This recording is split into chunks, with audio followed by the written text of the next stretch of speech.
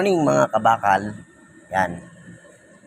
Kadarating lang natin sa trabaho kaya medyo kalma lang muna sa kapaligiran. Ayan. Itignan natin yung ginagawa ng tropa ko kasi binagsakan na siya ng yung ka-reels namin na yan, binagsakan na siya ng maraming trabaho ng mga viewers niya. So, yan. Ang dami talagang pina-repair sa kanya. Ayan, oh. Oh. Ayan, i-repair niya lahat yan. Saan yan? Saan yan? Tanggap namin yung trabaho. Pre, pag may binibenta ka grinder. Ito, kumuha ka lang, pre. Pagawa ka isa, pabuo ka isa, tapos sa'yo na. May-ari yung kumpanya, may-ari. Kumpanya ba? Ano ba yan? Tanggap nga namin, kare-release namin yan. Company. Ha? Kanino yun? Sa barkada ng Pao. Barkada ng Pao. Construction company po yan, pinapagawa sa kanya lahat kasi sira. Alam ko. Ulo na lang.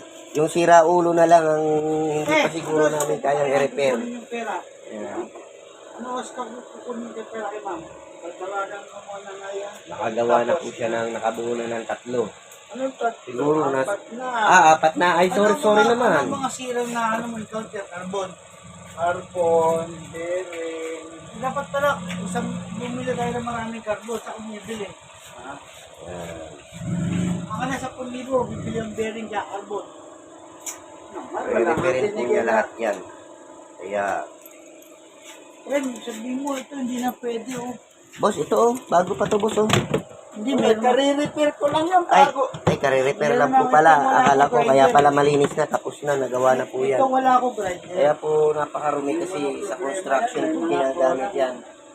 Ang mga yan.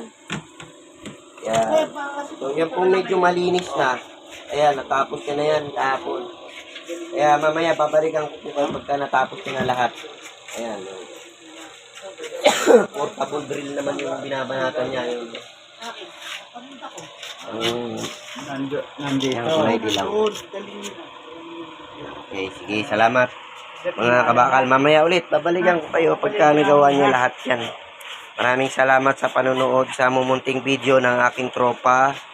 Mua chup chup.